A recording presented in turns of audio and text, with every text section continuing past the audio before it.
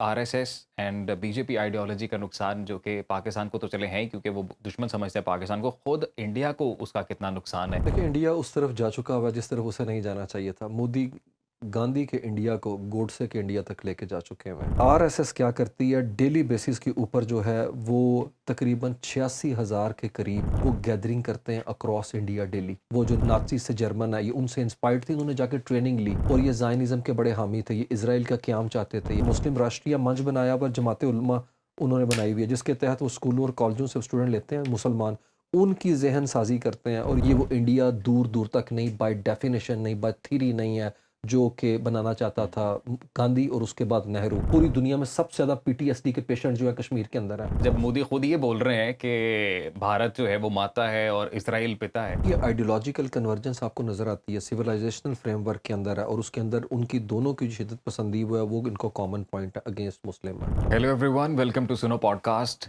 This is your host Azeem Rana और आज हम बात करने जा रहे हैं, बड़े ख़ास मेहमान हमारे साथ स्टूडियोज़ में मौजूद हैं। पीएचडी स्कॉलर हैं, इंटरनेशनल रिलेशंस के एक्सपर्ट हैं, उस्मान शाहिद साहब। आज हम चूँकि इंटरनेशनल स्टेज पे वैसे तो बहुत सारे इवेंट्स हो रहे हैं, पाकिस्तान के लिए कौन-कौन से इवेंट्स इंपॉर्टेंट हैं, करंट सिनेरियो क्या है, उस पे बात करेंगे ही करेंगे जनरली, लेकिन स्पेसिफिकली हम बात करने जा रहे हैं इंडिया से मुतल्लिक कि वहाँ पर किस तरह से आरएसएस और बीजेपी ने पूरा भारत सेफ्रनाइज़ कर दिया है और बिलख़ुसूस जब ये वेस्ट बंगाल में वो जीते हैं लैंडस्लाइड विक्ट्री के बाद। और आरएसएस आइडियोलॉजी क्या है, कितनी ख़तरनाक है, इस्लामोफ़ोबिया का जो वहाँ पे मामला है और फिर पाकिस्तान के साथ वो इतने ऑब्सेस्ड क्यों हैं? और उस आरएसएस एंड बीजेपी आइडियोलॉजी का नुकसान जो कि पाकिस्तान को तो चले हैं ही क्योंकि वो दुश्मन समझते हैं पाकिस्तान को, खुद इंडिया को उसका कितना नुकसान है? तो ये सारी बातचीत आज हम करने जा रहे हैं। तो आइए बात करते हैं अपने गेस्ट उस्मान साहब से। अस्सलाम वालेकुम उस्मान साहब, कैसे हैं sir? Thank you so much for your time. Allah का शुक्र है, बिल्कुल ठीक-ठाक, thank you. Thanks for having me. Sir thank you so much for your time. बड़ी कि नवाज़िश। बड़े अरसे बाद आपसे मुलाकात हाँ हुई जी, है। It's been a long time, लेकिन अच्छा है, बेटर लेट देन नेवर। हाँ जी। और मैं स्पेशली थैंक्स करना चाहता हूँ, आपने एक बिज़ी रूटीन है आपकी, इसमें से वक़्त निकाला। नहीं, नहीं, मैंने कहा चले मिल बैठ के बहाना भी हो जाएगा और थोड़ी बात भी कर लेंगे। हाँ जी, और आज वैसे जैसा मौसम था, मैंने कहा आज प्लान कैंसल ना हो जाए हमारे पॉडकास्ट हाँ, नहीं, नहीं। का। उस्मान साहब, फिर बहुत चल रहे हैं मामलात इंटरनेशनल स्टेज के ऊपर और बड़ी ऊँच-नीच आ रही है। जी, जी, अब नेवर डल मोमेंट, हाँ जी, बहुत कुछ है, फुल एक्साइटमेंट चल रही है आजकल। ऐसा ही और है। फिर जब आप इंटरनेशनल रिलेशंस पे बात करना चाहते हैं ना, तो समझ नहीं आती कि कौन-कौन सा एंगल है जो छोड़ा जाए और कौन-कौन सा जो डिस्कस किया जाए। बिल्कुल, लेकिन मेरे में दूर नहीं, करीब की बात कर लेते हैं, पड़ोस में क्या हुआ? जी, बिल्कुल, हुँ, बिल्कुल। मेरा भी यही था कि हम इंडिया पे बात करें क्योंकि हमारी ज़्यादातर जो पॉलिसीज़ हैं वो इंडियन सेंटर की होती हैं। हाँ, क्योंकि उनकी वजह से ही, उनकी तरफ से वो सुकून नहीं आने देते हैं, हाँ, मसाइल ऐसे ही, इतने छेड़े हुए हैं उन्होंने। बिल्कुल है। वो क्लेम तो करते हैं कि वो चाइनीज़ सेंट्रिक हो गए हुए हैं, लेकिन हाँ, अभी तक उनके दिमाग से हम जो है ना और असाब से हम उतर नहीं हम रहे। उतर नहीं रहे। अच्छा, और ये ट्रेंड भी मैंने देखा है, अब आप ज़्यादा अच्छा बताएँगे क्योंकि इंटरनेशनल रिलेशंस आपकी फ़ील्ड है। 2014 में जब मोदी साहब आते हैं इक़्तिदार हुँ, में और ऐसा लगता है, बल्कि वाज़ेह है, वो खुद भी ये बोलते हैं कि एक न्यू नॉर्मल पाकिस्तान के साथ वो सेट करना चाहते हुँ, थे, जिसमें बॉर्डर क्रॉस करके फ़ौज वहाँ चली जाए। वो एक ऑब्सेस्ड नज़र आते हैं ना कि हमारी आर्म्ड फोर्सेस उस तरफ चली जाएँ, कश्मीर हम ले लें, पाकिस्तान हुँ, में जो आज़ाद कश्मीर है और बाकी एरियाज़ को भी हम ले लें। हुँ, तो 2014 में तो मोदी साहब एक आते हैं और वो आके अपनी अवाम के लिए तो छा जाते हैं, बड़ा ही उन्हें वेलकम किया जाता है। फिर हुँ, 2024 के जो इलेक्शंस थे, उनमें तो उन्हें इत्तेहादियों को मिलाना पड़ा। वहाँ पे बिल्कुल वो ऐसा। कोई लूज़ करते नज़र आए हमें सीटें। जी, जी। तो अभी वेस्ट बंगाल जो कि हमेशा से एक सेक्युलर टेरिटरी कंसिडर की जाती थी और स्पेशली लास्ट 15 ईयर से ममता बनर्जी वहाँ पर रूल कर रही थीं। हुँ, लेकिन 2000 ऐसा क्या हुआ है कि 2024 में उन्हें इत्तेहादी में लाना पड़े साथ मोदी को, लेकिन हुँ, अब वेस्ट बंगाल में लैंडस्लाइड विक्ट्री ले रहे हैं, 200 प्लस सीट्स वहाँ से निकाल रहे हैं। इसके अलावा और भी रियासतें हैं, असम में कहीं न कहीं सीट्स उन्होंने ले ली, तमिलनाडु में ले ली और फिर हरियाणा, बिहार, इन सब में वो लेने में कामयाब हो रहे हैं। तो ये इंडिया हमें किस तरफ जाता नज़र आ रहा है? देखिए, इंडिया उस तरफ जा चुका हुआ है जिस तरफ उसे नहीं जाना चाहिए था। मोदी गांधी के इंडिया को गोडसे के इंडिया तक लेके जा चुके हुए हैं और ये सैफ्रोनाइजेशन की वजह से पूरा इंडिया अब ऑरेंज हो चुका हुआ है। आपने जो बात की ना, 2013 से ही हिंदुत्व प्रोजेक्ट को लेके तो आ रहे थे 1970 से, जब से ये पार्टी बनी है 1980 के आसपास है। लेकिन उसको प्रैक्टिकल मैनिफेस्टेशन के अंदर लेके आने का जो प्रोजेक्ट है वो 12-13 साल के अंदर उसकी एग्जीक्यूशन आप देख रहे हैं, जिसके अंदर ये सेकुलरिज्म की आखिरी दीवार जो सही, ममता बनर्जी जो है ममता बनर्जी। वो गिरा दी गई है। और जहाँ-जहाँ से गंगा निकलता है, उत्तराखंड से निकलता, हिमालय से, जहाँ-जहाँ से होता है, बिहार से लेके वो यहाँ तक आता है, ये सारा एरिया सेफ्रोनाइज़्ड कर दिया गया। ये इंडिया वो इंडिया रह ही नहीं गया। इंडिया की असल स्पिरिट क्या थी, जो आपने भी पॉलिटिकल साइंस में पढ़ी, हमने भी पढ़ाई, वो क्या थी? वो इनके सेकुलर क्रेडेंशियल थे, वो इनकी जो पॉलिटिकल पॉपुलरिज्म था, और सॉरी पॉलिटिकल प्लूरलिज्म इनका था, जी। वो था। डेमोक्रेटिक वैल्यूज़ थी, सेकुलर क्रेडेंशियल थे उनके, वो तो सारे के सारे डाइल्यूट होते चले गए। इनकी जो रिच कल्चरल डाइवर्सिटी थी और जो इनकी हिस्ट्री थी है, उस सब के अंदर जो है इंडिया ने क्या कर दिया, उसके अंदर वही नैरेटिव लेके आ गए जो कि ग्रेटर इज़राइल के तहत यहाँ के ऊपर ग्रेटर अपना भारत का आप कह लें, जिसके अंदर वो बात करते हैं कि हमने अखंड भारत बनाना यहाँ के ऊपर है, और वो सारा हिंदू राष्ट्र होगा। और उसके अंदर हिंदू जो हैं वो क्या कर रहे हैं, फियर ऑफ मेजॉरिटेरियनिज्म क्रिएट कर रहे हैं, जिस तरीके से वहाँ के ऊपर हो रहा है अगेंस्ट मुस्लिम।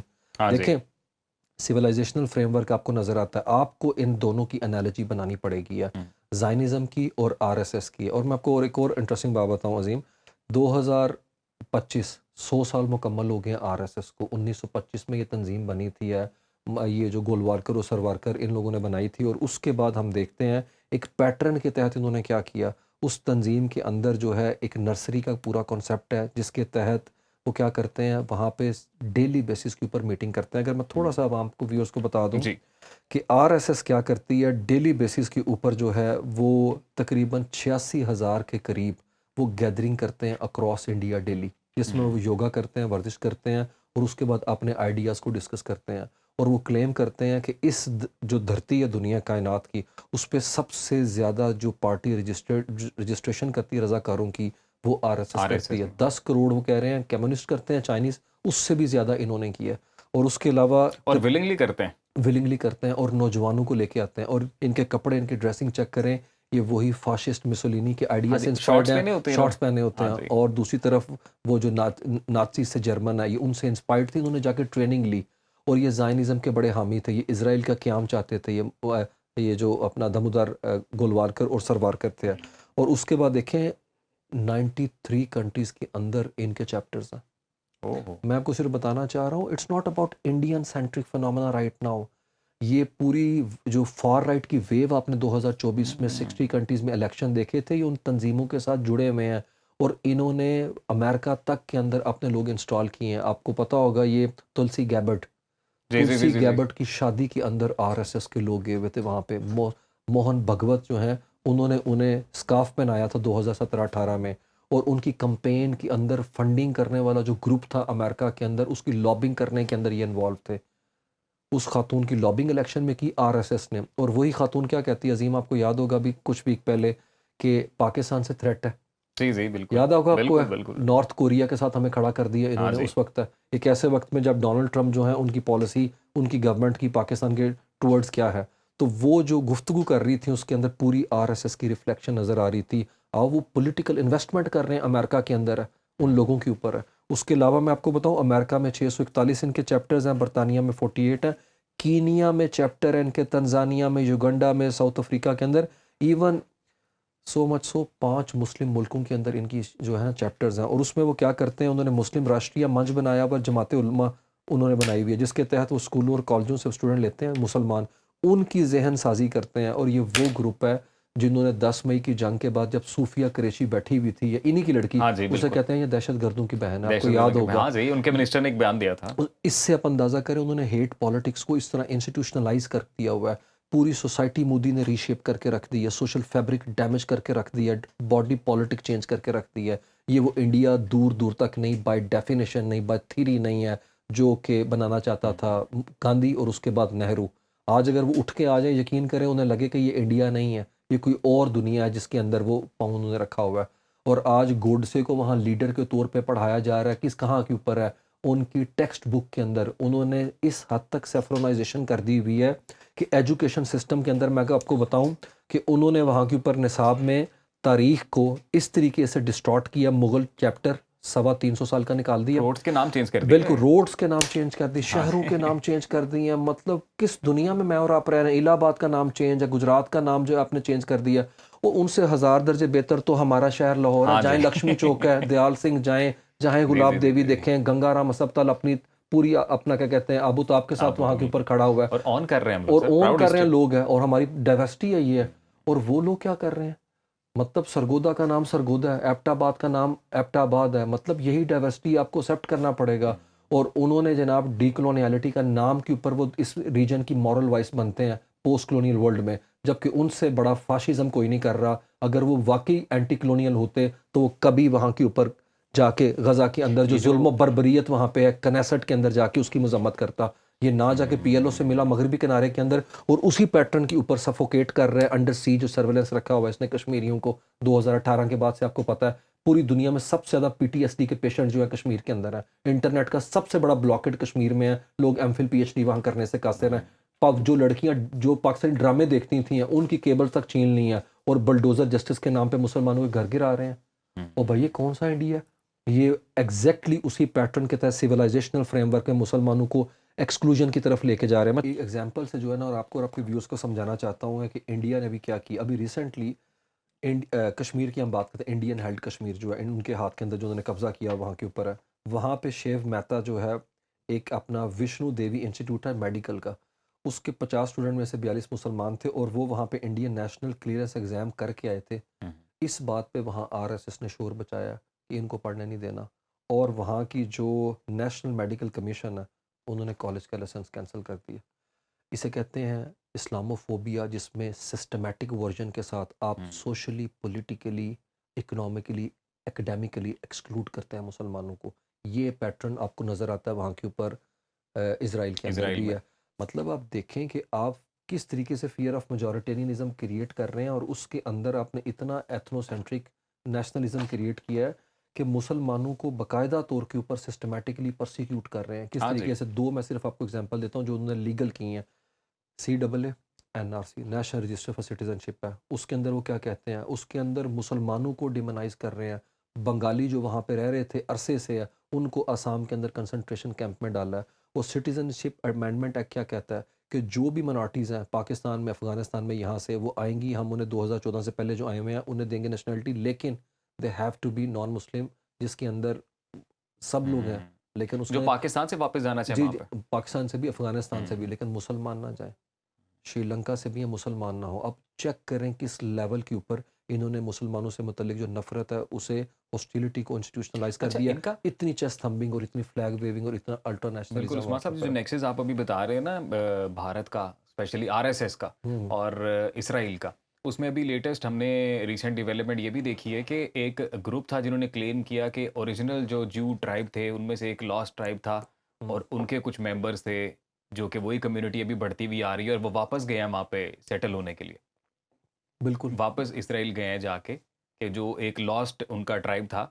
वही तो उसके उसके मेंबर थे। और जब मोदी खुद ये बोल रहे हैं कि भारत जो है वो माता है और इसराइल पिता है, तो हम्म, ये तो नेक्सस वैसे भी पूरा वही वाज़ेह तो होता जा बता रहा रहा है। हूँ, ये आइडियोलॉजिकल कन्वर्जेंस आपको नज़र आती है सिविलाइजेशनल फ्रेमवर्क के अंदर है, और उसके अंदर उनकी दोनों की जो शिद्दत पसंदी वो है, वो इनको कॉमन पॉइंट है अगेंस्ट मुस्लिम है।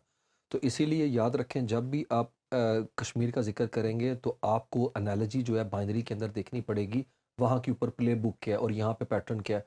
क्या डेमोग्राफिक चेंज नहीं करना चाहते? हाँ जी। आपको याद होगा पिछले साल जो अटैक हुआ है अप्रैल के अंदर, 22 अप्रैल को पहलगाम हुआ है, 10 अप्रैल को उसी कश्मीर की जो रियासती असम्बली है उसके अंदर टेबल करता है इनलैंड रेवेन्यू एक डॉक्यूमेंट, इसमें बताते हैं 83,742 नॉन सब्जेक्ट लोगों को, जो कि नॉन स्टेट सब्जेक्ट्स हैं, उनको दिए गए हैं डोमिसाइल। हाँ जी। आप बाहर से लोग लेके अंदर आ रहे हैं और यही वहाँ पैटर्न आपको याद होगा इलीगल सेटलमेंट के थ्रू जो आबादकारी की जा रही है यहूदियों की वहाँ के ऊपर और वैसे वो ये क्लेम करते हैं कि जो वहाँ वेस्ट प बैंक में। वहाँ जो वैली है, उस वैली में से जो कश्मीरी पंडित थे, उन्हें पर्सिक्यूट किया गया था, उन्हें वहाँ निकाला गया था, तो वो वापस अब अपनी सारी इट्स फैमिलीज़ ऑल को है अबाउट वहाँ पे नैरेटिव सेटल शेपिंग, कर वही तो मैंने बताया, वो धुरिंदर के अंदर ही जी सकते हाँ हैं। जी। फैक्ट और फिक्शन जो है ना, फैक्ट और फिक्शन एंटायरली हाँ। डिफरेंट फिनोमेना है। तो वो तो 90 घंटे में तिया पांचा कर दिया, जिस तरह ईरानियों ने 40 दिन के अंदर 40 साल का उसका ख्वाब जो है चिकनातूर कर दिया नेतन्याहू का। नेतन्याहू। चीज़ें बड़ी ऑब्वियस हो चुकी हुई हैं और इसीलिए पाकिस्तान जो है ना इसको बड़े कैनवस के ऊपर देख रहा है। आपको याद होगा अभी 14 से 18 तक हमने कॉन्फ्रेंस बनाने की बात की है कि जो रीजनल लेवल के जो सफ़ीर हैं उनको यहाँ के ऊपर बुलाया जाएगा। पाकिस्तान भी ऑफ कोर्स है, इस बदलती दुनिया के अंदर हम भी जो है दोबारा से रिविज़िट करने लगे हैं और अपनी फ़ॉरेन पॉलिसी को दोबारा से देख रहे हैं। लेकिन हम इंडियन सेंट्रिक जो हमारी इस वक्त अप्रोच है उसको हम ज़ायनिज़्म के कॉन्टेक्स्ट में देखते हैं कि हमने वेस्ट एशिया में जो अपना फुट होल्ड बढ़ाया है वहाँ के ऊपर है। तो हमें अब ये ग्रेटर गेम है ज़ायनिज़्म की और इसकी हिंदुत्वा की। इनका इवन लेक्सिस अमेरिका में काम कर रहा है। क्या 24 घंटे में आपने बुलेटिन में नहीं पढ़ा कि किस तरीके से CBS जो है उसकी रिपोर्ट पाकिस्तान के बारे में एक हाँ नैरेटिव जी। शेप कर जी, रही जी, है जी, जी। कि नूर खान इन बेस पे जहाज़ खड़े हैं, और उसी वक़्त में एक चैनल को बात करते हुए वो कहता है एआई बॉट्स के थ्रू पाकिस्तान, इंडिया, इज़राइल के दरमियान जो है वो वर्ज क्रिएट कर रहा है, वेज क्रिएट कर रहा है, और फिर साथ में लिंडसे ग्राहम कहता है कि मैं पाकिस्तान को ट्रस्ट नहीं करता, और डोनाल्ड ट्रंप को चाइना जाने से पहले पूछा जाता है क्या वो हाँ जी, वो तो मीडिएटर हैं, जर्नलिस्ट ने क्लियर किया ना और वो एयरपोर्ट कहते पे। हैं कि यस दे आर ग्रेट। हुँ। आप चेक करें ये सारे डॉट्स कनेक्ट करके किस तरह से मीडिएशन को मैं सबूटाज ये करने की डेलिब्रेट एफर्ट है। उस्मान साहब, ये बिल्कुल मैं पूछना चाह रहा था आपसे, लेकिन थोड़ा आगे जाके मैं पूछना चाह रहा था कि करंट सिनेरियो के साथ इसको हम लोग कनेक्ट करें बिल्कुल, जो भी लेटेस्ट डेवलपमेंट चल रही है। मैं ये आपको यही बताना चाह रहा हूँ ना, असल में sorry to have cut you, दे कि किस तरीके से आरएसएस का प्रोजेक्ट जो है, देखिए इट्स नॉट ए, अब क्या ये नहीं कह सकते कि पुरानी बात होगी भी है, ये रेलिव इट्स वेरी मच रेलिवेंट। आपको मैं छोटी सी बात बताता हूँ, 10 मई को उन्होंने जब अटैक लॉन्च किया, मोहन भगवत के साथ दिन में 17 दफ़ा बात की है इसने, नरेंद्र मोदी ने। और मोहन भगवत कौन है? वो तो कहता है कि हम जनाब क्या कहते हैं अवाम के जो हैं वो बड़े खिदमत गुजार हैं, हुँ, ये उनके फुट सोल्जर हैं। ये जो कंपेन हुई है ना इसकी, अभी इलेक्शन की है, ये किन्होंने किया? ये इन्होंने किया, जो खिदमत गुजारी के नाम के ऊपर सोशल फैब्रिक को डैमेज करते हैं, सोशल सही। मोबिलाइजेशन करते हैं। ये नागपुर में 100 साल का जश्न मनाना चाहते थे अजीम, उसके लिए इसने अटैक किया यहाँ के ऊपर है, क्योंकि वो कह रहे थे कि हमारे पास असल चीज़ नहीं स्टेज पे खड़े होकर शोकेस करने के लिए। और 10 मई लॉन्च किया इसने, जेड कैटेगरी की हुँ, मोहन भगवत की सिक्योरिटी है। और ये मुसलमानों को क्या कहता है? इसका प्रोजेक्ट है घर वापसी, कि हाँ तुम जी, सब हिंदुओं की औलाद थे, घर वापस वापस आ आओ। जाओ, घर सही वापस बात है। आ जाओ। और हर हिंदू फैमिली को कहता है डेमोग्राफिक थ्रेट है, मुसलमान 3-3 बच्चे पैदा करो है। देखें ये सिस्टमैटिक वायलेंस है जो मोदी क्रिएट का कर रहे अपना हैं वहाँ के बयान ऊपर है है। स्टेज पे, जब उन्होंने बोला उसे कहें था कि मोदी की करा के पहले इसके तो 2-3 कर दें, बच्चे पैदा ना कर, ठीक है? हाँ। अच्छा, वैसे अगर हम सैडिस्ट लफ्ज़ यूज़ करें, हाँ, आई हाँ। Think that would be appropriate for, क्योंकि मैं देखता हूँ कि जो लोग अकेले रह जाते हैं हुँ, हुँ। मोस्टली, तो मतलब अवाम नहीं ये चीज़ जज कर पाते हैं कि एक शख्स है ना, उसका कोई आगे है ना कोई पीछे है, और वो खुद क्लेम करता है कि वो इज़ नॉट मॉर्टल, वो कोई स्पेशल, मतलब अगर उनकी लैंग्वेज में बोले तो अवतार है कोई, यही और ट्रम्प वो भी यही उन्होंने कहता है, पॉपुलिस्ट हमेशा ऐसे ही समझते हैं हाँ, अपने आप को, बिल्कुल है। किसी तो स्पेशल मिशन के तहत आए हैं। हाँ, वही तो मैं बता रहा हूँ, और उसको ये बताया गया, और ये चीज़ इंडोक्ट्रिनेट की गई आम लोगों के अंदर है कि मोदी जो है ना, ये once in a lifetime phenomena है, जो ये आपके साथ हो चुका हुआ है। और मेरे ख्याल में दूसरी तरफ आपको ये भी देखना पड़ेगा कि सोसाइटी किस लेवल के ऊपर जो है वो इसका नैरेटिव बाय कर चुकी है। ये बड़ा ख़तरनाक ट्रेंड है कि बिल्कुल। उसने 10-15 साल के अंदर अजीम क्या किया, उसने इंस्टीट्यूशन डैमेज कर दी हैं। आपको याद है जब कंपैरिजन के अंदर पाकिस्तान इंडिया की बात आती थी तो यही होता था कि यहाँ इंडिविजुअल मजबूत है, वहाँ पे इंस्टीट्यूशन है। हाँ जी, हाँ जी, उसने हाँ तो जी, कुछ हाँ जी। छोड़ा ही नहीं, इंस्टीट्यूशन है वहाँ। वैसे उनका कॉन्स्टिट्यूशन क्या कहता है उस्मान साहब इसकी प्राइम मिनिस्टरशिप की इलेक्शन के लिए, कि like more than 3 times elect हो सकते हैं? ऐसी ऐसी कोई लिमिट उनकी वहाँ मेरा पे है ख्याल कुछ में सेट? मैं I haven't come across any सही, सच सही, बिट, सही। शायद क्योंकि मैं ये पॉसिबिलिटीज़ कह रहा तो। हूँ क्योंकि 2 लेकिन मतलब एक 2 चीज़, टर्म्स तो हो गए ना। 2 टर्म्स तो हो गए, लेकिन एक चीज़ आपको मैं बताता हूँ इंटरेस्टिंगली, जो बीजेपी है, बीजेपी ने फैसला किया था चंद साल पहले कि 75 साल उम्र हो जाएगी तो जाना पड़ेगा। इसने मनोहर जोशी को ये कह के निकाल दिया कि तुम 75 साल के हो, एल के अडवाणी को कह दिया कि अब तुम निकलो, यशवंत सिन्हा को। और पिछले साल 17 सितंबर को ये भी 75 साल का हो गया। अच्छा। बेहतर ये है 17 सितंबर को केक खाए और जाके वो जो 8वीं सिस्टर है ना, 7 सिस्टर तो एक वो है, हाँ जी, हाँ जी, हाँ 8वीं जी, हाँ जो जी। बिठाई हुई है उससे राखी बंधवाए और बैठे और राम राम करे। नहीं, वो जो ये कलेश्वर, आरएसएस का प्रॉपर रूल है कि 75 साल के बीजेपी बाद। का ना, अच्छा, बीजेपी का, बीजेपी क्योंकि का। ये चाहता था अपना क्या हेल्म ऑफ अफेयर के अंदर बड़ा रोल लेना। तो एल के अडवाणी साहब की ख्वाहिश थी कि मैं प्राइम मिनिस्टर का प्राइम मिनिस्टर, कैंडिडेट हूँ, तो सही, उन्होंने सही, कहा सही। भाई अपनी उम्र देखो। तो तू भी अपनी उम्र देख है, 75 साल हो गए इन्हें, 17 सितंबर आ रहा है, तो चलो हाँ, जश्न मनाओ, वैसे वहाँ पे नागपुर में किसी कोने पे से बैठा दें। अमेरिका में तो ट्रम्प साहब मज़ाक बनाते थे ना बाइडेन का, स्लीपी बाइडेन, और वो हाँ, भी आई गेस उसमें भी एक एज फैक्टर था क्योंकि बिल्कुल। उनकी एज और ट्रम्प से ज़्यादा खुद है। डोनाल्ड ट्रंप जो है वो नैप ले रहा है, अभी वीडियोज़ आई हुई थी, उसकी भी ईरान ने नींदें हराम की हुई हैं। हाँ, तो ऐसे कोई हम देखेंगे कि अगर एज ज़्यादा हो जाएगी तो मोदी साहब भी कुछ ऐसे नज़र आएँगे हमें। मोदी साहब की एज ज़्यादा हो चुकी भी है, उनका उनका तजर्बा भी ज़्यादा हो चुका हुआ है, हुँ, लेकिन वो इस चीज़ को मानने को तैयार नहीं है। मैंने आपको बताया मोदी ने उस जगह पे इंडिया को लेके चला गया हुआ है कि कोई सोच नहीं सकता था कि ये वो कंट्री है जो मल्टीकल्चरलिज्म की बात करता था, जो कम्युनल हार्मनी की बात करता था, कम्युनल वायलेंस है, कम्युनल पॉलिटिक्स है वहाँ के ऊपर है। क्या नहीं किया इन्होंने दलितों के साथ, अनटचेबल के साथ है। पढ़ाया नहीं जाता, केस हाँ स्टडी के जी। तौर के ऊपर है। और मैं आपको छोटी बात बताऊँ, इस मतलब कहने को तो बहुत बड़ी बात है, लेकिन छोटी सी खबर है क्या, कि छत्तीसगढ़ में अभी पिछले अब महीने, ये जो अप्रैल गुजरा है, उसके अंदर थ्रेट किया गया किनको? ईसाइयों को। और किसने की? आरएसएस ने। उसने कहा तुम्हारे पास सिर्फ 30 दिन है, अगर तुम जंगल से लकड़ियाँ इकट्ठी करना चाहते हो, गरीब तरीन लोग हैं, कन्वर्ट हो जाओ, आ जाओ वापस, है घर वापसी, नहीं तो तुम्हें जीने नहीं देंगे, छोड़ना पड़ेगा तुम्हें छत्तीसगढ़ का गांव। ये इंडिया है। अच्छा और उस्मान इतना साहब ये सेफ्रोनाइज कर चुके हुए हैं कि सिर्फ साउथ रेजिस्ट कर रहा है वहाँ के ऊपर है। हुँ। ये अभी जो विजय मेरे ख्याल में वहाँ के ऊपर बने हैं, जो जो अभी एक्टर हैं? हाँ, हाँ जी, उनका कुछ नाम वो है तो ऐसे फिर बिल्कुल। कोई एक्टर है, असल एक्टर तो ये जी। है। वो तो वो वहाँ पे नहीं, ये सिर्फ इनको जी, जी। इनको तो कैमरा फेस करने का भी बड़ा शौक है और किनको? प्रॉपर ये मोदी साहब को मोदी को कैमरा फेस करने का शौक है, लेकिन वो फ़ोटोशूट का। लेकिन जर्नलिस्टों को फेस करने का शौक नहीं। मोदी ने पिछले 10 साल के अंदर कोई प्रेस कॉन्फ्रेंस नहीं की, क्योंकि आपको जितनी वीडियो उसकी मिलेंगी माइक उतारने की मिलेंगी, लगाने की हाँ नहीं जी, वो तो मिलेंगी। पुरानी वीडियोज़। गुस्से से चला नहीं, जाता है उठ लेकिन के। वो आई गेस वो भी इस वजह से क्योंकि जो वो ये चाह रहे थे कि जिस तरह के ऑपरेशंस उनकी फोर्सेस करके दिखाएँ, उनके पास कोई सॉलिड रीज़न हो। क्योंकि जर्नलिस्ट को भी अगर आपने फेस करना है, तो आपने कुछ तो प्रेज़ेंट करना है ना, वो बिल जब क्रॉस उसके क्वेश्चंस करेंगे। हाँ, उसके अलावा भी मैं क्या किसी उसमें नहीं जाता, वन ऑन वन इंटरव्यू नहीं देता, डॉक्टर्ड किस्म के इसके इंटरव्यू हैं, और जो फनकारियाँ लगाता है वो आपको पता है।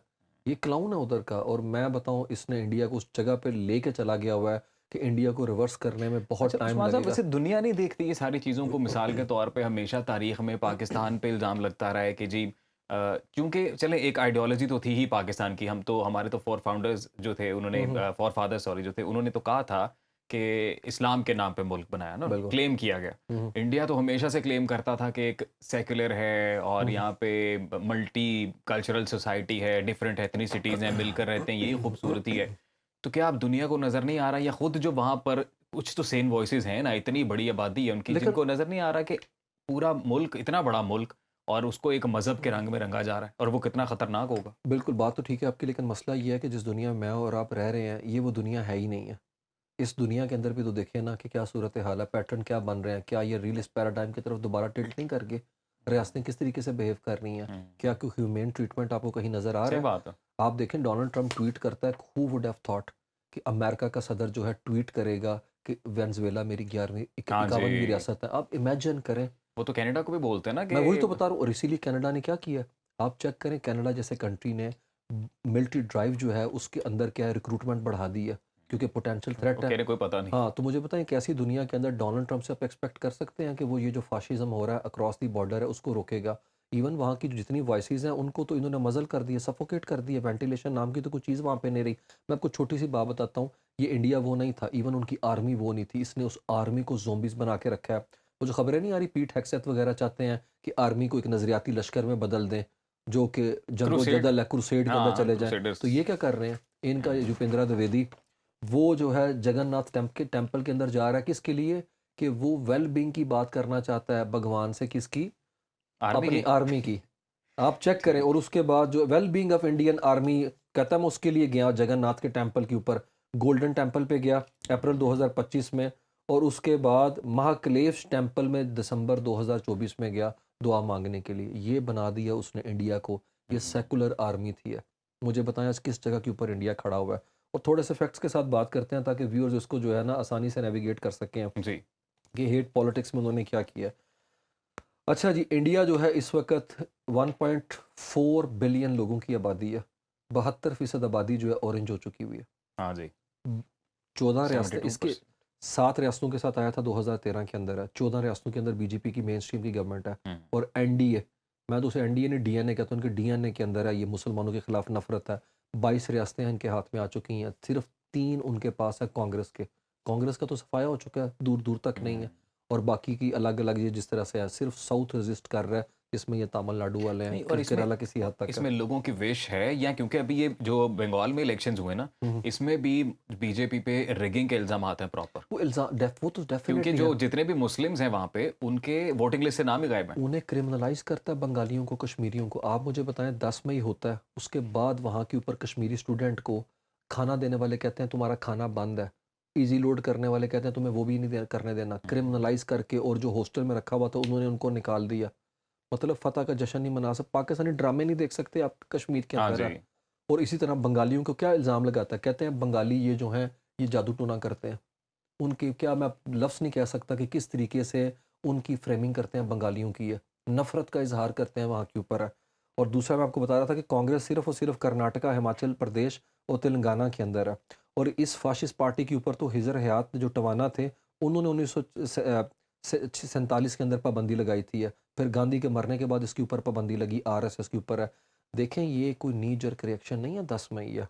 ये 10 मई वो जो वॉर से मुतल्लिक हिस्टीरिया क्रिएट किया गया 100 साल से, ये उसकी प्रैक्टिकल मैनिफेस्टेशन है। उनका मैनिफेस्टो उठा के आरएसएस का देखें, वो मुसलमानों को दीमक कहते हैं, टर्माइट कहते हैं हुँ। मुसलमानों को। अभी भी आपने देखा होगा डिजिटल मीडिया पे उनका एक ट्रेंड चल रहा था, वहाँ पे कोई वो सनग्लासेस का कोई ब्रांड है और उन्होंने ये अनाउंसमेंट कर दी थी कि यहाँ पे जो रिलीजियस आइडेंटिटी होती है, जैसे वो जो हिंदू हैं वो तिलक लगाते हैं या वो हाथों पे पहनते हैं बिल्कुल। कुछ, तो वो अलाउ नहीं है कि जो रिलीजियस आइडेंटिटी है आपकी, उसको आप कैरी नहीं करेंगे when you are working on that particular branch.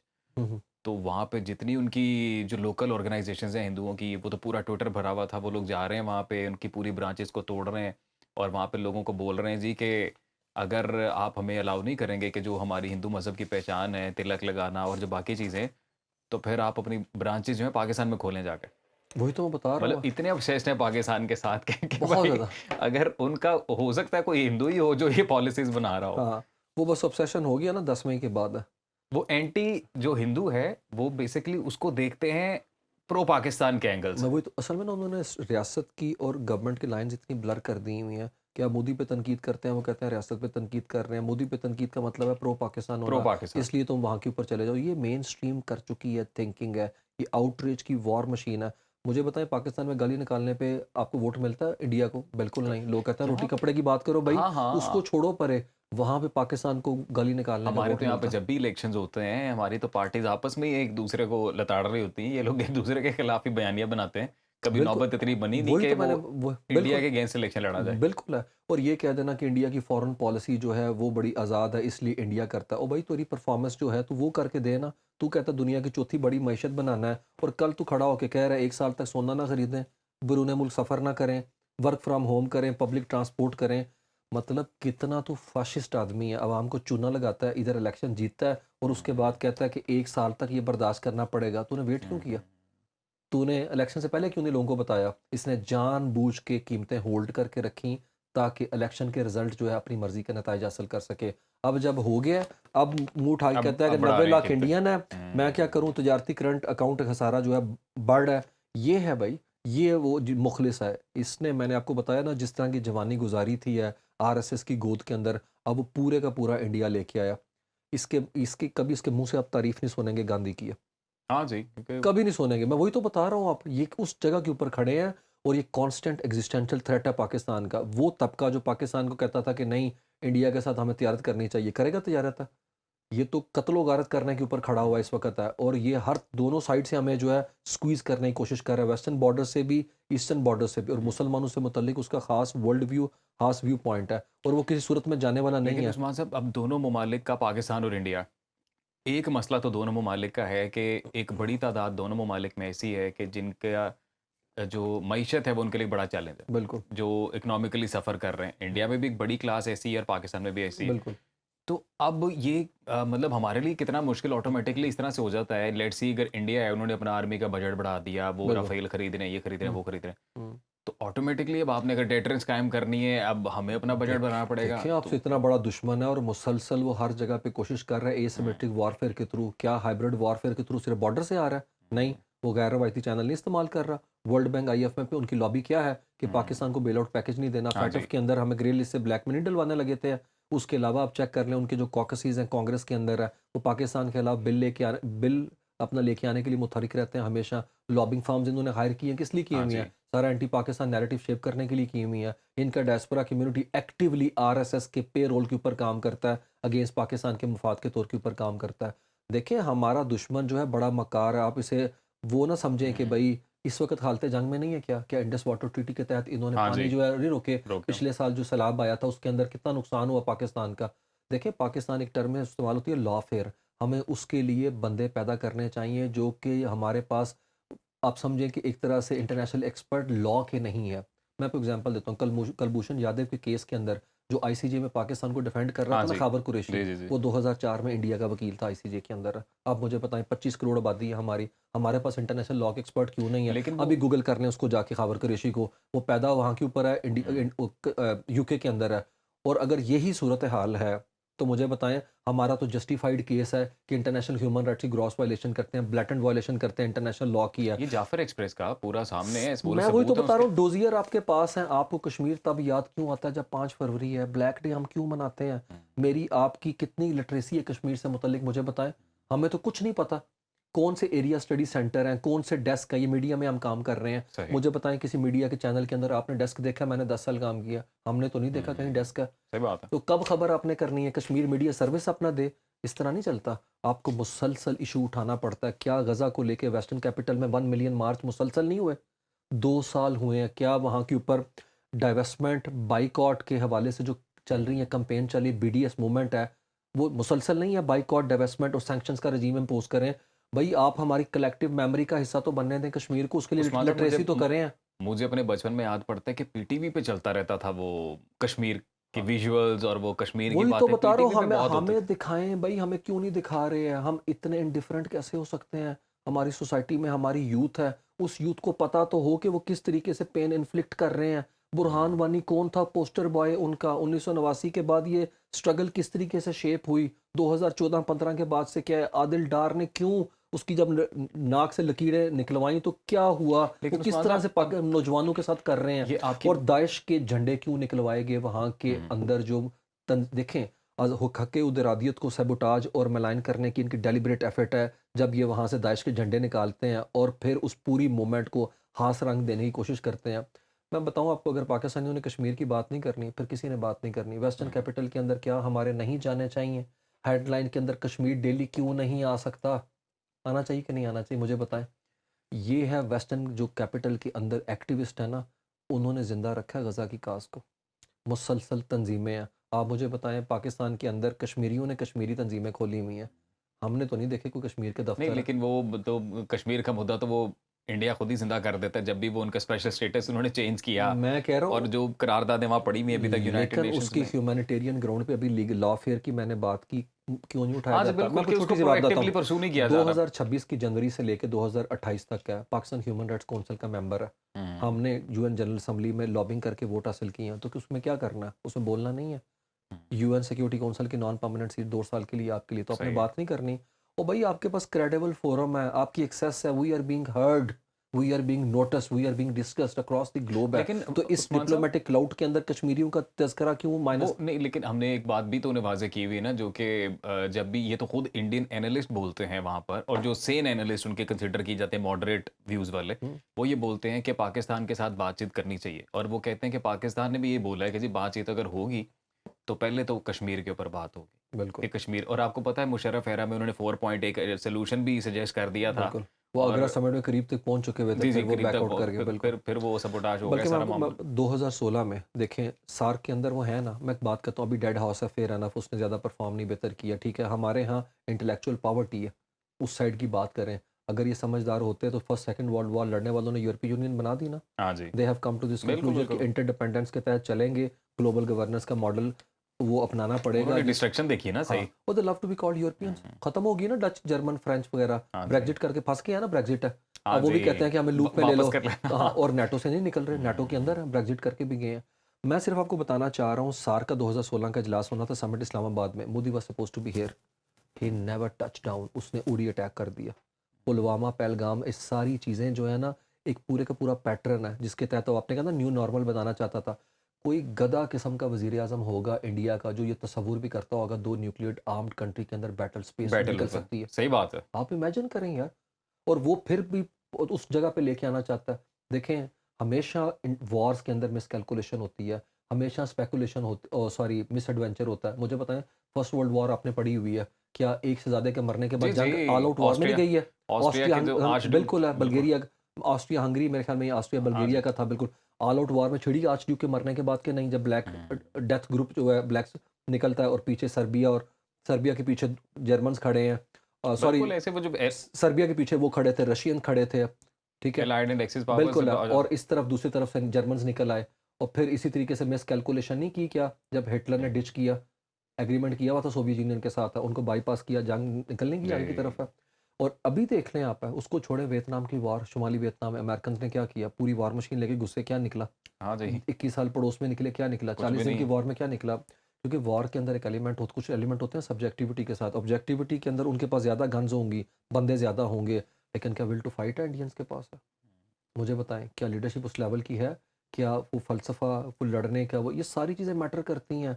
ग़ज़वा बदर के अंदर जो है नंबर गेम तो पूरी नहीं थी, लेकिन वो वैलर तो था कभी लड़ने कभी का। तो ऐसा लगता है कि चाहता है ये सारे मामलात इसराइल और भारत को as a vassal state use करते हैं और मैं वो उनको उस तक पुश कर देते हैं, लेकिन बाद में फिर इनसे संभालना नहीं जाता। आपने बड़ा ही बड़ा वैलिड पॉइंट है, हम्म, क्रेडिबल, कि उन्होंने इंडिया को, पाकिस्तान को मुसलसल यहाँ पे चोक करने के लिए रखा हुआ है। हम्म, मैंने आपको बताया ना, आपने अभी बात ही कश्मीर की, पाकिस्तान तो कहता है कंपोजिट डायलॉग होगा, जो भी मामलात होंगे वो आउटस्टैंडिंग इश्यूज के बगैर नहीं होंगे।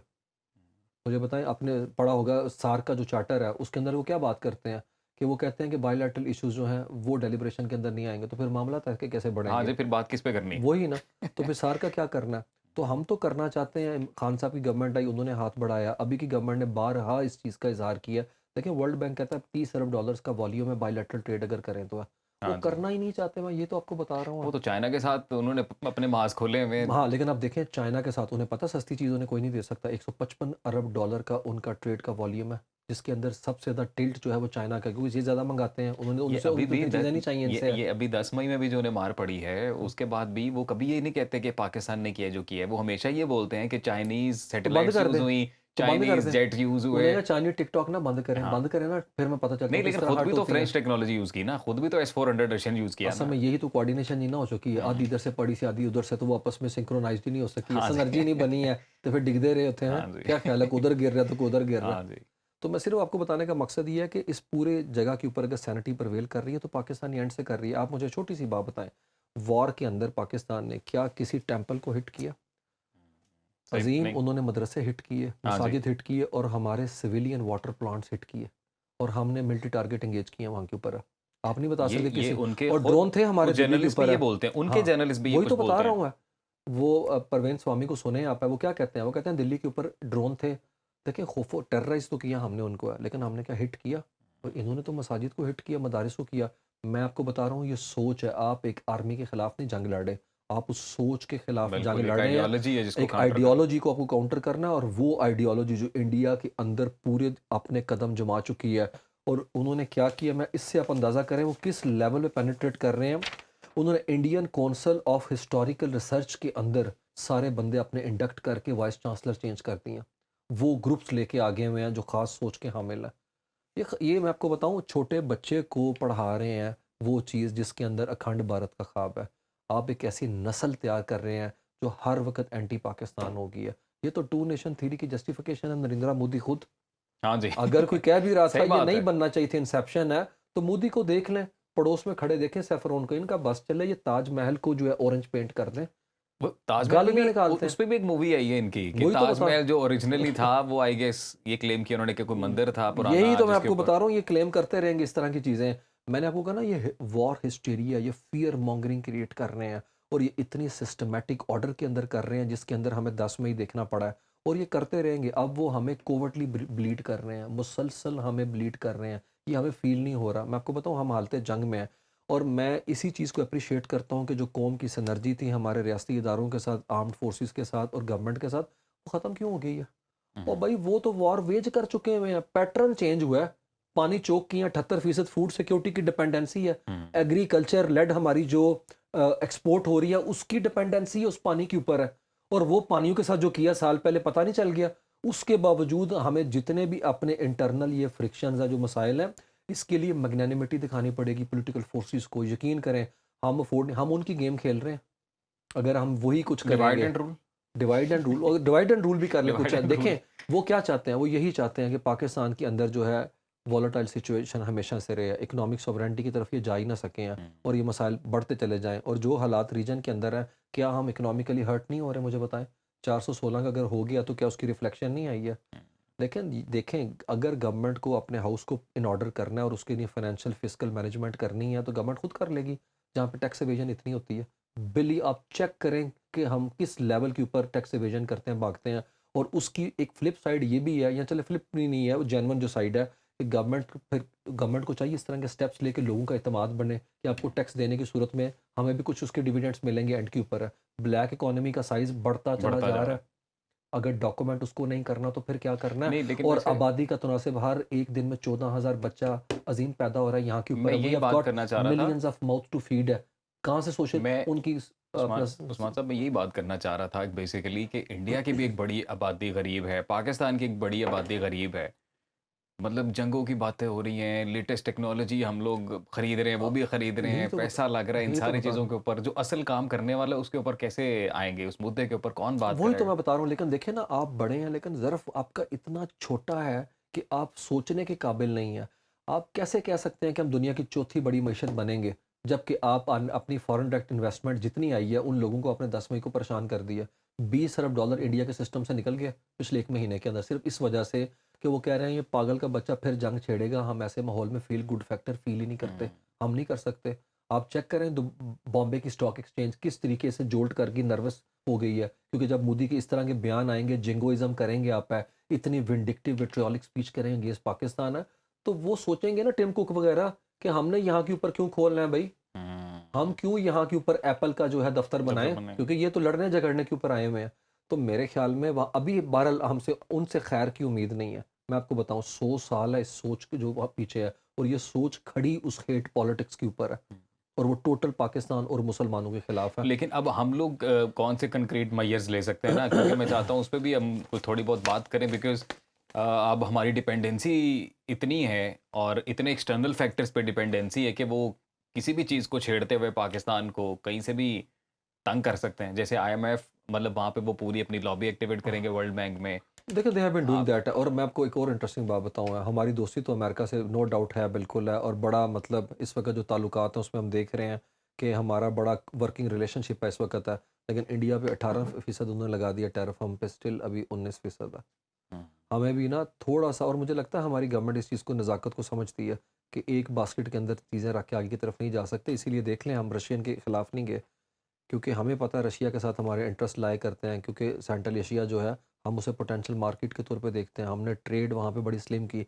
देखिए, हमें अपना ग्रोथ जो है वो इंडस्ट्री लेड करनी पड़ेगी, इंडस्ट्रियाँ लगानी पड़ेंगी। हमने इस यूथ का क्या करना है? हाँ जी। मुझे बताएँ, 63% यूथ है, यंगेस्ट नेशन आप हैं, आपके पास नौजवान हैं, आप डिसिप्लिन्ड वर्कफ़ोर्स क्यों नहीं क्रिएट नहीं, करते? और यहाँ पे 60% से ज़्यादा आपकी इनफॉर्मल, यार इनफॉर्मल आपकी जो है वर्कफ़ोर्स है। मुझे माइनिंग बताएँ। मिनरल्स भी तो कहा जाता है कि बहुत ज़्यादा है बलूचिस्तान में। लेकिन वो वाली बात है ना, बलूचिस्तान में इंसर्जेंसी भी तो है ना, लॉ एंड लेकिन ऑर्डर। उसको कंट्रोल किस तरह से किया जाए? वही तो मैं आपको बता रहा हूँ कि हमें इमरजेंसी जो है इस हवाले से डिक्लेयर करनी पड़ेगी कि मुज़ाकरात के अमल के अंदर है। ये वो वाली इमरजेंसी नहीं, ये दूसरी वाली है हुँ, कि हर चीज़ को हमें जो है ना इस वक़्त देखना पड़ेगा इमरजेंसी कॉन्टेक्स्ट के अंदर, क्योंकि इंडिया जो है वो मुसलसल हमें हर तरफ से नुकसान पहुँचाने हाँ के दर जी। पे है। देखिए, उनका नेफेरियस डिज़ाइन और उनकी मैकियावेलियन मैन्यूवरेबिलिटी ऑब्वियस हो चुकी हुई है, और वो ये करके रहेंगे। मैकियावेलियन चाणक्य बिल्कुल हाँ, और मुझे बताएँ, इकट्ठे हो गए। बन्नों के अंदर अटैक है, क्या है? हम कह रहे हैं ना हाँ जी। अफ़गानिस्तान, जी, और जी, जी, ऊपर जी। से चेक करें ना कि हमारे दोनों पड़ोसी जो हैं, वो मुकम्मल तौर के ऊपर शिद्दत पसंदी के साथ पाकिस्तान को अटैक करने के दर के ऊपर हैं। तालिबान क्या कर रहे हैं? तालिबान वही गेम खेल रहे हैं, और उन्होंने अपने असलाफ़ से भी उनकी बेहुरमती की, उन कब्रों की है। देखें, आप जाके अपनी दस्तारबंदियाँ करा रहे हैं, इंडिया के साथ है, उस जगह पे हाँ खड़े हुए जी। हैं। और वो जो तुम्हारे आने पे, आप अभी गूगल कर लें, अल जज़ीरा की रिपोर्ट है, जिस दिन तालिबान ने वहाँ पे कब्ज़ा किया था 21 अगस्त 2021 को, इंडिया में वायलेंस बढ़ गया था अगेंस्ट मुस्लिम। इस्लामोफ़ोबिया की टाइड में तेज़ी आई थी है, हुँ। और आज वही मोदी वहाँ पे एम्बेसी खोल के रॉ का वहाँ के ऊपर सेंटर बना के बैठा हुआ है। ये तो कुछ एक्सपर्ट्स उस्मान साहब ये भी बोलते हैं ना कि अफ़गान तालिबान तो इज़ लाइक मिशनरीज़, उनको जो जहाँ से पैसा आप पैसा देके तो अपने नहीं, मतलब का पैसा काम देखें कराएँ। तो वहाँ के ऊपर सबसे पहली एम्बेसी चाइनीज़ ने खोली थी है। क्या ईस्ट तुर्किस्तान ग्रुप वहाँ से चाइनियों को अटैक नहीं कर हुँ। रहा? क्या वहाँ पे आपने हॉट बेड बना के उधर से मॉस्को के अंदर 2024 के अंदर, वहाँ पे आपको याद होगा, उनका हाल नहीं उड़ा दिया था, 200 बंदा आपने मार दिया था। तो अफ़गानिस्तान जो है वो इस वक़्त पूरे रीजन के लिए पोटेंशियल थ्रेट है, टेरर हब बनता चला जा रहा है। हम 3 दफ़ा बैठे हैं, अज़ीम इनके साथ है। इस्तांबुल के अंदर है, दोहा के दोहा। अंदर, और अभी चीन के अंदर हाँ जी, बैठे हैं। बिल्कुल, बिल्कुल, और बिल्कुल। हमने कोशिश की ट्राइलैटरल मीटिंग करने की, बीजिंग को इनके साथ मिला के, कि भाई सीपैक जो है पोस्टर बॉय है बीआरआई का, हम चाहते हैं गवादर एक्टिव हो, ये मामलात आगे की तरफ चलें, और जो सेंट्रल एशिया है वो पानियों तक आए, ट्रेड आउटलेट बने, आपको भी फ़ायदा हो, और उन्हें सीपैक में एंट्रेंस की ऑफ़र भी की थी। लेकिन वो, मैंने कहा ना, उस कैलिबर के नहीं है, वो इसीलिए मोदी का कैलिबर उनके साथ मैच करता है। ये थग्स गुंडे हैं, ये तालिबान का जो ग्रुप है, ये कोई उस लेवल की आप कह लें कि गवर्नेंस का मॉडल नहीं है। इनको तो पता ही कुछ नहीं, ये तो उसी तरह गुंडे मवालियों की तरह जो है वैसे एक बिहेव कर अब रहे आई हैं। डोंट नो ये कॉन्स्पिरेसी थ्योरीज़ हैं, ये थोड़ा-सा रिलीजियस एंगल है, मैं कहीं पे सुन रहा था। हुँ, और वो एक एंगल ये भी बना रहे थे कि जैसे ये कहा जाता है कि आईएसआईएस कितना बड़ा खतरा था, हम्म, लेकिन वो कभी इसराइल को टैग नहीं किया, कभी हाँ, उसने किसी मेजर वेस्टर्न कंट्री को टैग नहीं किया। बिल्कुल सारे इस्लामिक कंट्रीज़ में उसने अनरेस्ट रखी। बिल्कुल। इसी तरह से और तालिबान के बारे में भी सीरिया तक थे लेकिन आगे नहीं जाते आगे थे, नहीं जाते थे। इराक से भी नहीं उधर गए। और इसी तरह से तालिबान के बारे में भी कि मतलब हू नोज़ कि कौन लोग हैं, मैं मतलब वही तो वाक़ई बता वो रहा हूँ। मुसलमान हैं या नहीं हैं, या उनकी वाक़ई आइडियोलॉजी है। मैं ये तो बता रहा हूँ आपको, और ये चीज़ें इतनी इंटरेस्टिंग है, इनको डिग आउट करने की इतनी ज़रूरत। जब से एप्स्टीन फाइल्स मैंने कुछ पढ़ा ना, मुझे तो लगता हाँ है जी। भाई, take everything with a pinch of salt. हाँ जो जी, चीज़ें उस तरीके से हैं वो नज़र नहीं उस तरीके से आ रही हैं। बिल्कुल। तो अगर वो यहाँ के ऊपर हमारे बच्चों को पोलियो के कतरे पिलाने के अंदर इंटरेस्टेड है, वर्जन आइलैंड के अंदर बैठ के, तो तालिबान के पीछे कौन सी फोर्सेस हैं? हमें देखें इन चीज़ों को पूरी दुनिया के सामने शोकेस करना है, हमें रखना है। ये तो हम कहते हैं ना इंडियंस है पीछे, हुँ, हमारे पास अगर ऐसे सब्सटेंशियल एविडेंस है जो कि डेफिनेटली हैं, तो हमें वो डोज़ियर सामने रखना चाहिए दुनिया के। देखें, हमें प्रोपोगेट करनी चाहिए इस चीज़ को, और उसके लिए हमारा मीडिया जो है उसे कॉन्शियसली इस चीज़ को देखना पड़ेगा। इंडिया ने देखें किस तरह सेफ्रोनाइजेशन के अंदर बाकायदा रिपब्लिक टीवी का काम ही सुबह शाम ये है। आप मुझे बताएं, गोस्वामी यही नहीं हाँ करता? जी, सुबह से लेकर रात तक उनका एक ही काम है, उन्होंने the nation wants to know. तो हमारी भी नेशन जो है ना, वो जानना चाहती है, तो हमें भी वो नैरेटिव शेप करना है। ये बयानियों की जंग है। Donald Trump what is quite good at है, वो इसी चीज़ के अंदर तो है, नेवर अ डल मोमेंट है, लेकिन अभी कुछ ना कुछ करता रहता है। ये तो अभी आके पता चला है कि भाई उसके करने की कैपेसिटी इश्यूज़ हैं, वो हाँ नहीं जी, कर सकता। पहले तो इसने जर्नैलों को बुला के मीटिंग नहीं की, अब रोज़ गार्डन के अंदर उनके साथ गपशप लगा रहा है, कर रहा है। क्यों? क्योंकि ये स्ट्रैटेजिक सिंबल दे रहा है, ये स्ट्रैटेजिक सिग्नलिंग दे रहा है ईरान को कि मैं ये कर सकता हूँ। लेकिन ईरानियन कहते हैं ऊन देर होगी, हैं? 7 अप्रैल का सीज़ ये फायर उसने होल्ड किया। इरे कंक्लूडिंग 1-2 क्वेश्चन्स, क्योंकि फिर उसके बाद हाँ, ऑब्वियसली थोड़ा वक़्त भी हमारा जा रहा है। तो मैं ये चाह रहा था कि अगर ये भी बताएँ आपके, अभी जब ट्रम्प गए हैं चाइना, हुँ, ये लेटेस्ट अपडेट है। जी, जी। तो क्या ये एनालिसिस इसके पीछे हो सकता है कि ट्रम्प चाइना, क्योंकि ये इनका दौरा तो पहले से डिसाइडेड था ना, मार्च में मार्च करना में था, डिसाइड हो गया था। पोस्टपोन किया उन्होंने। बिल्कुल। और क्या आपको लगता है कि ट्रम्प ये चाह रहे थे कि वो ये सारी गेम शेम डाल के, सारी तबाही फेर के, अमेरिका ने और इसराइल ने जो ईरान में किया ये सारा कुछ, वो एक विनर प्रेसिडेंट के तौर पर चाइना लैंड करें हुँ, हुँ। और फिर अपनी मर्जी के नताइज वहां से निकलवाएं, जो भी वो बात करना चाहते थे? बिल्कुल, लेकिन क्या वो इसके पीछे ये सारी कहानी थी? डेफ़िनेटली थी। उनका यही था कि भई मैं उस वक़्त जाऊँगा चाइना, जब इस वॉर के अंदर जो है ना, मैं अपनी हेजेमनी जो है, या वो जिस तरह से उन्होंने वॉर को परसीव किया था, उसके अंदर मैं वो डिविडेंड्स ले सकूँ जो कि मैं शोकेस करूँ कहाँ पे? अपनी पॉलिटिकल बेस जो है। 30% से नीचे, आप मुझे बताएँ, हेडलाइन में नहीं पढ़ते, 30% से नीचे अप्रूवल रेटिंग आ गई है। हाँ कुछ जी। सर्वेस कह रहे हैं 18% के ऊपर आ गई हुई है, और मेजॉरिटी जो यंग लॉट है वहाँ पे, वो समझती है कि हम जो इकोनॉमिकली हर्ट हो रहे हैं इस बंदे की वजह से हो रहे हैं। हम्म, टैक्स पेयर का पैसा भी डंप हो रहा है, इज़राइल जाके है, और उसके बाद ये सूरत हाल है कि हमें फिर भी अल्टीमेटली नुकसान हो रहा है। ये तो लोअर हाउस हार जाएँगे, 2 वोटों की सबकत हासिल है, 217 219 है। अब तो बातें हो रही हैं रिपब्लिकन अपर हाउस ना हार जाए, जिसमें 6 वोटों के साथ हाँ जी, 53 मेजोरिटी ना लूज कर 47 दें। उधर ना लूज़ कर हाँ दें, जी, हाँ जी, हाँ। और फिर जो वो जंग आगे लेके जाने के लिए दोबारा से, आपको पता है ना, 60 दिन तो मुकम्मल हो गए, उनके सामने बैठना पड़ेगा, और वो तो ग्रिलिंग कर रहे हैं, और ये कह रहा है 1.5 ट्रिलियन। आज मैं स्पीड हैक्सेट को सुन रहा था, वो कह रहा था कि 15, मतलब चेक करें, 1000 अरब डॉलर तुम्हारा पहले, 997 अरब डॉलर का तुम्हारा बजट दिखाई गया। हम्म। ईरान का कितना बजट है? टोटल 8 बिलियन डॉलर है। आई गेस ये फिगर ठीक है जो इनका ईरान के साथ इनको लॉस हुआ $29 बिलियन। 20 डेफ़िनेटली ठीक है। हाँ। ये तो पहले अपना 2 दिनों के अंदर उन्होंने कितने, अपना आप कह लें करोड़ जो हैं वो कंज़्यूम कर दिए, जितना इन्होंने टनेज वहाँ के ऊपर फेंका है वहाँ के वन ऊपर। लास्ट क्वेश्चन उस्मान साहब, जी, जी। और वो ये कि पाकिस्तान इस वक्त फेवरेट है। हुँ, हुँ। तो एक कहते हैं apple of an eye, blue eye boy, blue eyed boy, blue लेकिन आइड मैं बताऊँ, बॉय। हाँ, लेकिन हम वो किसी के क्या आँखों में खटकते भी तो हैं। अगर नहीं, किसी आँख आंखों का में तारा खटकते हैं। है। मैं ये कह रहा हूँ हाँ, हाँ। कि अब जैसे ट्रम्प ने जाते हुए वो एक मिसअंडरस्टैंडिंग जो भी फैलाने की कोशिश कर रही थी इजरायली लॉबी, हुँ, नेतन्याहू का हुँ। बयान आया और जो भी लिंडसे ग्राहम ने बोला और जो न्यूज़ चैनल ने बोला, हुँ, हुँ। ट्रम्प ने तो क्लियर किया चाइना जाने से पहले पहले कि जी still field marshal is great and prime minister of Pakistan is great, ये सारी बात हो गई। हुँ, हुँ। अब ये जो एक रोमांस हम एंजॉय कर रहे हैं अमेरिका के साथ, हुँ। प्रो ट्रम्प एरा, ये जो ट्रांजिशन है ये होगी, किस तरह होगी, बड़ी स्वेर हो सकती है, या अब पाकिस्तान समझ चुका है डेलिकेट डिप्लोमेसी, या वो जो मेंटेन करते हैं बैलेंस नहीं, को? मुझे लगता है हाँ, बैलेंस को मेंटेन करें। हम डेलिकेट डिप्लोमेसी है, हम सही। बिल्कुल बड़े अच्छे तरीके से देख लें आप है कि हम पे ये इल्ज़ाम लगना कि हम प्रो ईरान है, हाँ, सही। मैं तो इसको बड़ा पॉजिटिव तौर के ऊपर देखता हूँ। हम नो डाउट है नहीं है, वो तो खबर मैं आपको बताया ना, वो खबर ही जो है वो तो बस्ट हो गई हुई है, क्योंकि वो तो एक फ़ाल्स शैम बिल्कुल नैरेटिव वो है। लेकिन क्या हमने ईरान को ये फ़ील कराया कि हम उन्हें डिफ़ाई कर रहे हैं? ऐसा कुछ नहीं, हुँ। ऐसा तो कुछ नहीं। देखें, सऊदी अरेबिया और ईरान है, इन दोनों के बीच में डिप्लोमेसी, जो शटल डिप्लोमेसी हमने ही तो कराई है। हाँ जी। हमने ही तो इनको पीछे किया, नहीं तो आप बताएँ, आपको याद होगा खबरों में कि हर दूसरे दिन वॉल स्ट्रीट जर्नल या वाशिंगटन पोस्ट कहता था कि एमबीएस की वजह से ये जंग लगी है। वो चाह रहे थे ये हाँ जी, जंग में, बिल्कुल, और बिल्कुल। वो चाह रहे थे फ़िरका वाराना फ़साद हो फ़साद हो और यहाँ वो पे। आएँ और हॉरिज़ॉन्टली इसका मैग्नीट्यूड बढ़े। लेकिन कितने स्मार्टली पाकिस्तान ने क्या कहते हैं, उनको भी रिस्ट्रेंट करने का मशवरा दिया और इन इरानियन को भी कहा कि आप उधर हुँ, हुँ। उस रुख ना करें। लेकिन अनफॉर्च्युनेटली यूएई जो है यूएई वो बात नहीं समझ इंग्लिश पाया। में कहते हैं हैव आस्क्ड फॉर इट है। अच्छा, उन्होंने इस दिन के लिए तैयारी की थी मुकम्मल कि उनके ऊपर अटैक लॉन्च हो। क्या ज़रूरत थी सही। इब्राहिम अकॉर्ड करने की हाँ है? जी। और फिर आयरन डोम तक उनको दिया उन्होंने। तो ये जो दुनिया तब्दील हो रही है उसके अंदर हम स्ट्रैटेजिकली रिलायबल और रेलिवेंट हैं।